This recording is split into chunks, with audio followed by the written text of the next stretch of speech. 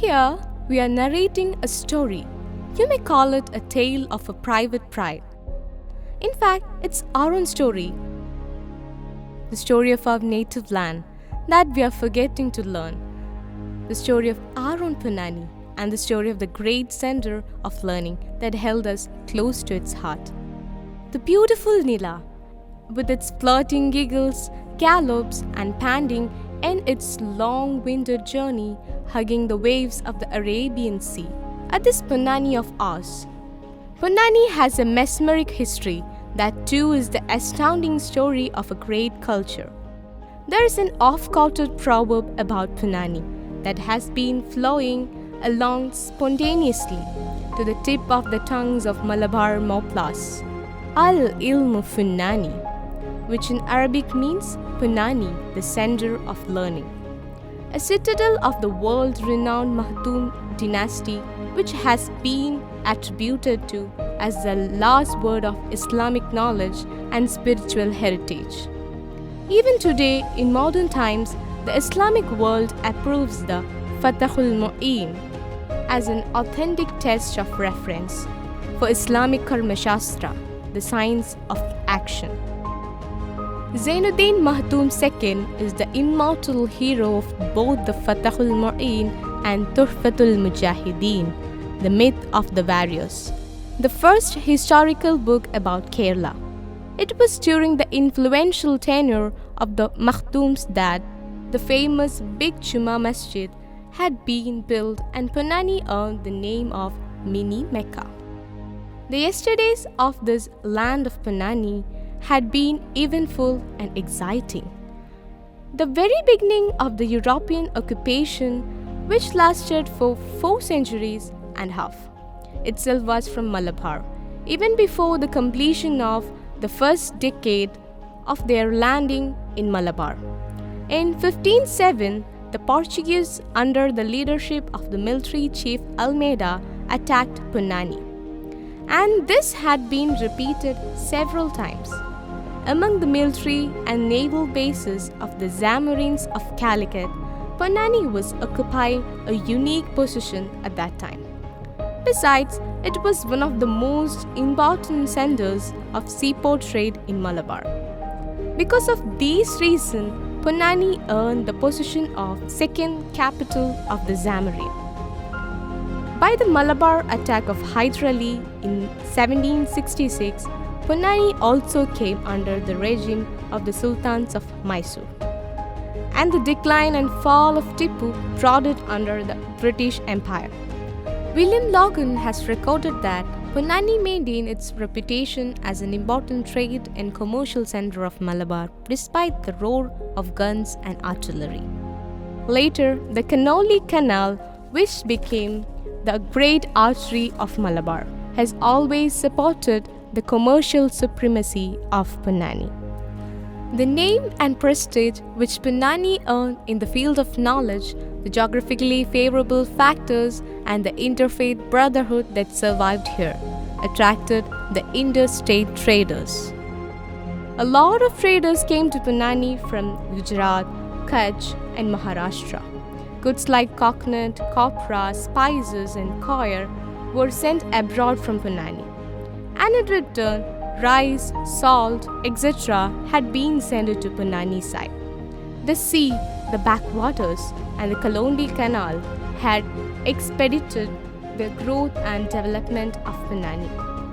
The fishing industry turned out to be the pivot of the development of the land. Many of the outsiders who came to this place for trade settled here.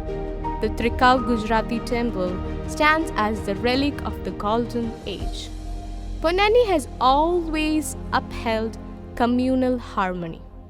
Even the Malabar Rebellion of 1921, which turned Eranad, Valluvanad and Ponnani area into a crematorium of massacred corpses, could not destroy the great heritage of Ponnani.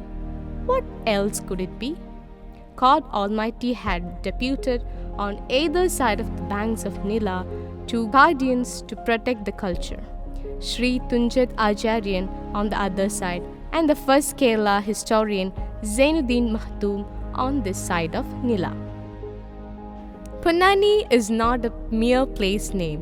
The very origin of it goes back to the Arvanjeri Thamprakar, Pakanar, and the rulers like Ponnani Vana Ponnan. In the eyes of historical researchers, Ponnani was always golden. We would be awestruck to note that it was a shelter underneath a mango tree that kept an eye on the welding of the long-lasting links of the shining golden Ponnani's great heritage. This mango tree, which had spread out with the branches, stood as a Bodhi tree in the premises of AV High School, which had also sheltered the renowned Ponnani Kalari, the group of literary figures of Ponnani. Great poets and writers Urup, Idasheri, M.T. Vasudevan Nair, Kadavanad Krishnan, Akitham, M. Govindan met here for their literary chats and for comparing notes. Shri K.C.S. Panikar, Patmini, Katumadam Narayanan, Koladi Govindan Kutti, Professor K.V. Abdurrahman, T.K. Mohammed were all celebrities who sprouted on this soil. Artists Nambudiri, C. Radhakrishnan, K.P. Ramanunni, Alamgod Leela Krishnan, P.P. Ramachandran, like the runners of the relay race, have taken the baton from their forerunners. Two other luminaries had been serving as the lighting towers of the great Ponnani heritage. Great poet Vallathol Narayana Menon and Nalapattu Balamani Amma. Of course, in the late years, Kamala Suraya too. Among the 6 great celebrities who had got the Jnanapith Award, 2 were from Ponnani, M.T. Vasudevan Nair and Akitham Achyutan Nambudiri. The list of the brave warriors of the nationalist movement contributed by Ponnani is pretty long. E. Moidu Maulavi, P. Krishna Panikar, Advocate K.V. Raman Menon, K.V. Balakrishna Menon, K.V. Nuruddin, C. Choyuni, A.P. Abdul Aziz, K. Gopalakurup, etc. were a few among them. Even years before the birth of Mahatma Gandhi, Umar Ghazi of Williamgod had declared protest and refusal against the payment of the tax imposed by the British rulers on the people of the country. Another noteworthy figure who had milked and nursed upon this heredity was E. Moidu Maulavi's father, Marakar Musliar. He was also a great freedom fighter and the author of Durajara Mardhanam, repression of malpractices. And he had fought against the superstitions and narrow-minded social manners and malpractices imposed by the Muslim priests. The land of Malayalam, which had witnessed lots of armed military attacks on the sea and the land, and which had also kept the doors of knowledge and wisdom open to the world and the land, which had also given birth to lots of heroes, had forgotten one thing: the predominant community of Ponnani, which had given great caution and importance for the spiritual education, had neglected the same for modern education. The Muslim community, which had totally neglected the importance of secular and modern education, had to pay a very high price for this negligence. They had marked their unbridled aversion against the Western powers by totally rejecting the modern education system introduced by the British. History reminds us over and over again of the role of clergy in destroying the various cultures of the world. Ponnani also was not kept aloof from this repetitive cycle of history. Quite naturally, the anticipation for the birth of a higher educational institution had been prolonged indefinitely.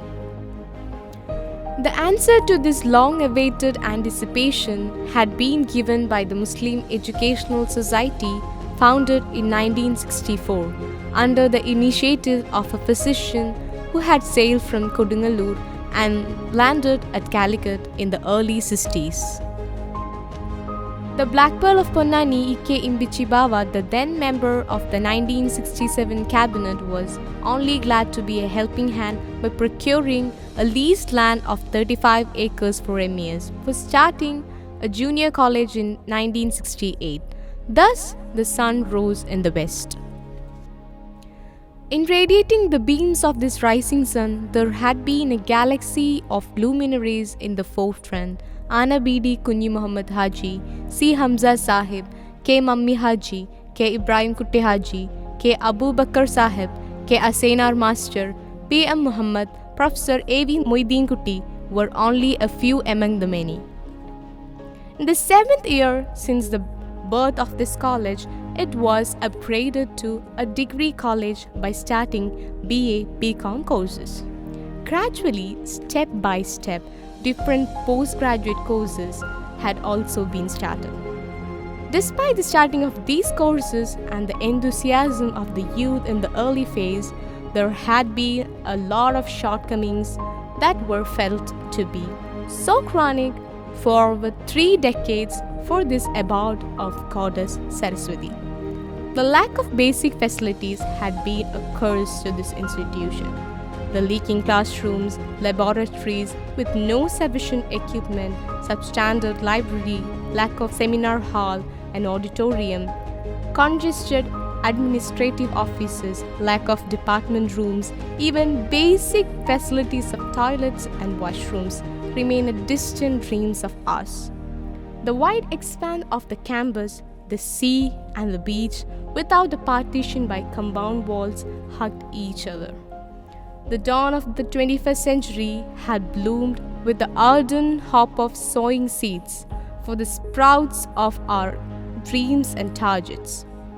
The governing body of the Ponnani College was reshuffled and reconstituted, including the alumni and all teachers who had witnessed the decade-long sufferings of deprivation. Drastic changes had taken place in the core committees of the MES Central Committees too.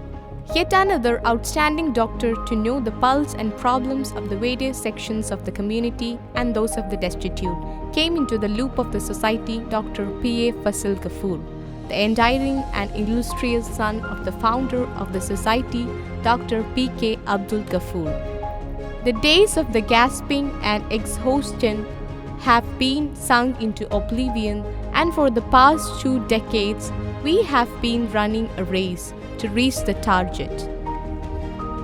For the realization of our dreams and desires, a lot of benevolent personalities came to us as incarnations from different corners. The first incarnation that reached us was in the shape of G.M. Banatwala, former MP. It was K. Mohammed Sahib, the owner of KM Trading Abu Dhabi, who had tied a girdle to the campus by the way of a compound wall and an entry tower of a gate. E. Moidu Maulavi Memorial College Library is an apt example of the great benevolence and the heartfelt contribution of the late Korambail Ahmad Haji, former MP of Rajya Sabha. There was a shining star that had been put out untimely from amongst us, K.V. Amiruddin. The EK Auditorium is a symbol of sublime friendship between former MP A. Vijay Raghavan and Amir. The Golden Jubilee Building and Hamza Sahib Enclave had been built in the same period. The latest incarnation is P. Sri Ramakrishnan, former Speaker of Kerala Assembly, who had been generous enough to allow the supply of sufficient units of computers to the language lab.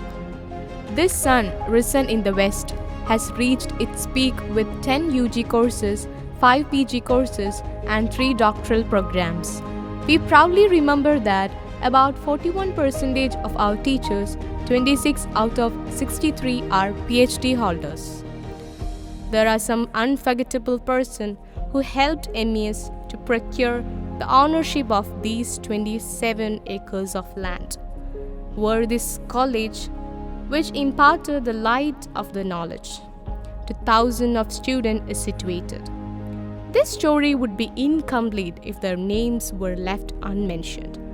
They are former Kerala Chief Minister Umman Chandi, former Minister Aryadan Mohammed, Paloli Muhammad Kutti, and K.P. Rajendran, and again E.K. Imbichi Baba. If the Discovery Squirrels, students, teachers, management, alumni of the Ponnani MES College could immortalize in the fullest sense the epithet Al-Ilmu Finnani, the seat of wisdom, which was gifted to Ponnani by some imaginative, unknown person in the days of yore. We owe it to Dr. Fazil Ghafoor, who is leading this great movement at the present.